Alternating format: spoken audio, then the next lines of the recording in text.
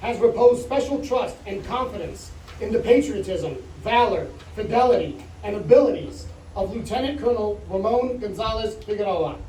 In view of these qualities and his demonstrated potential for increased responsibility, he is therefore authorized to wear the uniform, insignia, and rank of Colonel, effective 20 August 2024, by the order of the Secretary of the Army.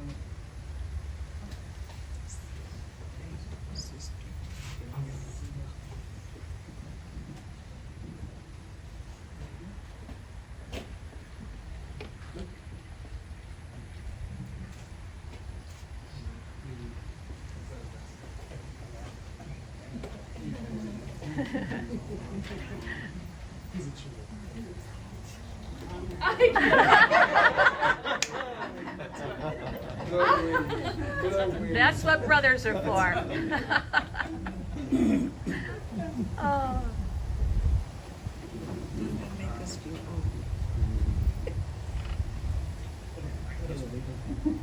That's not going anywhere.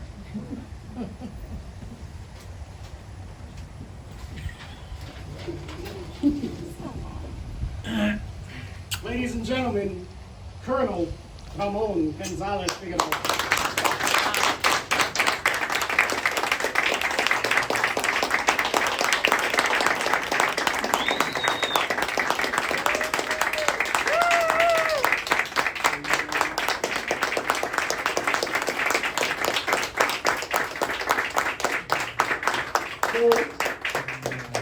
Before Ramon, please be seated. Before Ramon gets the mic and speaks, I'd like to say one more thing to my cousin Colonel.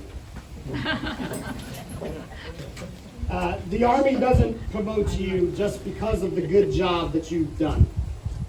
The good job that you've done is weighed heavily in the decision to promote.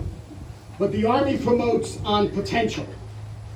And he's promoted to what is considered to be the second most difficult rank in the officer side of the house to be promoted to.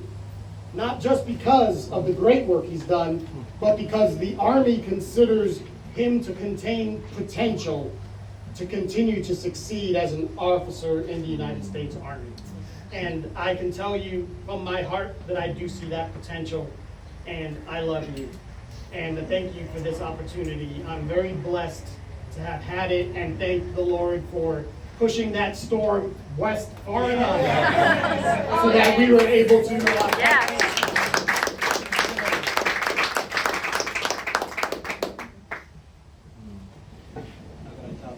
Okay, thank you everyone for coming, regardless of rain, snow, sleet, or shine. We're going to at least celebrate and give God all the glory for this beautiful, marvelous day.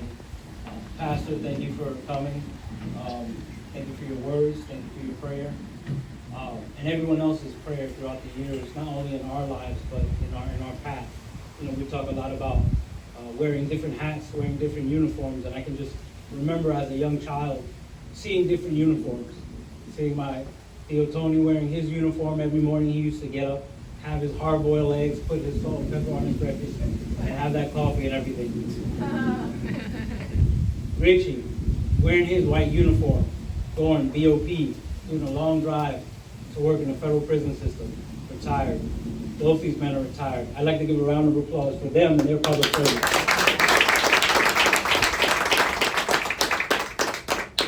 Both of my mother and my aunts, again, for their prayers, for their sacrifices that they made, not only to come here, but to allow us to have this opportunity.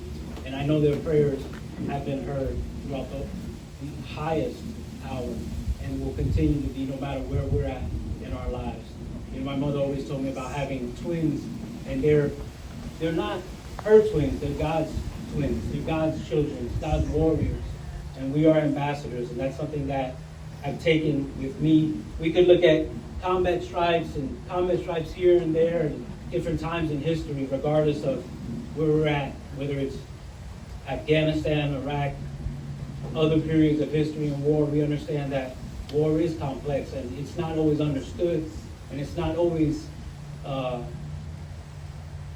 right or good. It's what's happening, and what happens a lot is what happens in the after.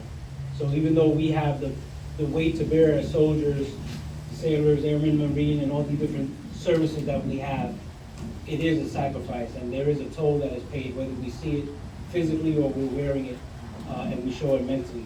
So my family, my brothers and my sisters, thank you for allowing me to share this opportunity. We're always distant geographically, but today is a day where we get to commune and have that opportunity. Alma, te adoro, te amo con todo mi corazón. From the day you picked me up in Puerto Rico, when I came back from the deployment at Afghanistan to now. And wherever it is that I go, I always take my heart with me. You lo sabes. La familia Figueroa, my abuela is here with us, and I can feel her right now. I am 110% positive of that. And you know what? She might not have had degrees on the walls to put up, but that woman had the most street smarts and life smarts that I always take in my life wherever I go. Y por eso yo le doy gracias a mi santa abuela, abuela Monín. Su hermano, Carlos, lo quiero mucho. Milín, lo quiero mucho. Titi Carmen, ¿qué más puedo decir? Te amo, te adoro. And that's why we're here. Thank you, Jay Redmond. A lot of these guys don't know Jay Redmond. Colonel retired and senior intel analyst in the FBI, or in the Tampa field office here up in Maitland and the road. Me and Jay have served together. Actually, a funny note, me, my brother, and Jay were in the same reserve unit here in Orlando over 15 years ago. You know, what has happened then to taking us to now? Jay, you've been a mentor, you've been a great friend, a brother, and I'll never forget all the talks that we had throughout the years, whether we were deployed or doing other things in our job. But he has a great understanding of what it is like to wear these dual hats as far as being in the military and serving the U.S. government. You're serving multiple masters, but also you're carrying the burden of a family. And he has always given me sage advice throughout those years, and I appreciate that. Great for you. Proud of you, man. Thank you. And whatever the next path or whatever the next journey is, I know God will always provide me guidance. I do that. That's something my mother and Titi Betty, all the way in the back, she can't hide. She's right there. She's always prepared in my mind. It's a little small anecdote. We used to walk a lot when we were little. So she used to wear running shoes. Now she doesn't walk as fast as she used to before, but that's okay. But all those years that we used to walk pretty fast, we always used to reflect and say, wow, you know, this is a woman that sacrificed. She took care of me. My mother was working night shifts. And that's something that not only do I respect and honor her for the time that she dedicated to me, because that's one of the people that allowed me to be here today. So with that, hopefully we can get out of this heat and enjoy some good food and friendship. God bless you all, and thank you all for coming.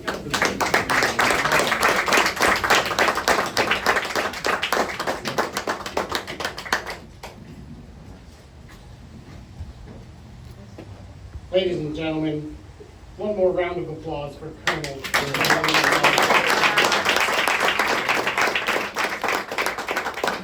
Before we conclude today's ceremony, we would like to do one last recognition. All the veterans, please raise your hand.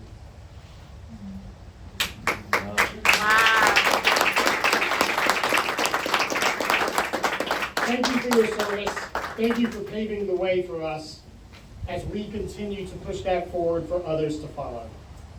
All of the school teachers and administrators, please raise your hands.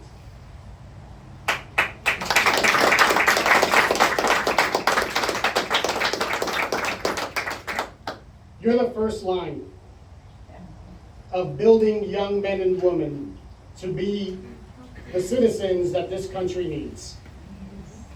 Thank you for your service.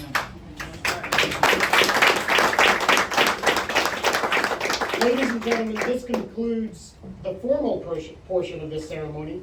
We would like to end it with the first salute rendered to Colonel Ramon Gonzalez Figueroa. Sir.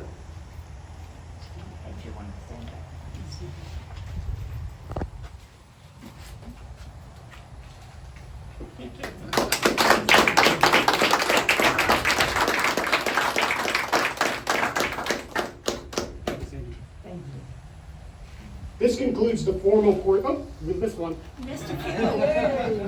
We brought a Q.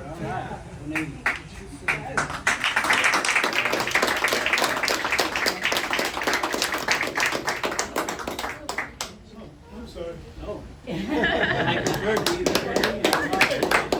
I'm gonna get one of those shirts in 2 years.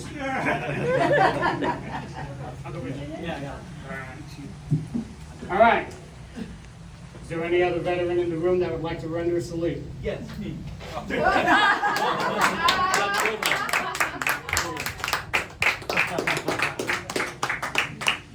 That concludes the formal portion of our ceremony. I invite you to come to the front and congratulate Ramon. There are treats in the back, water, and some snacks that I'm definitely be eating and test this jacket out. And there will be another reception at the Delgado household.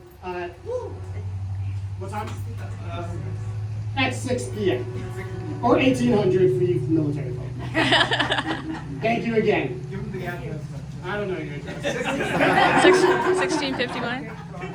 Thank you all. My address is 1656 Buckhead. 1650. Please, you're all welcome to come.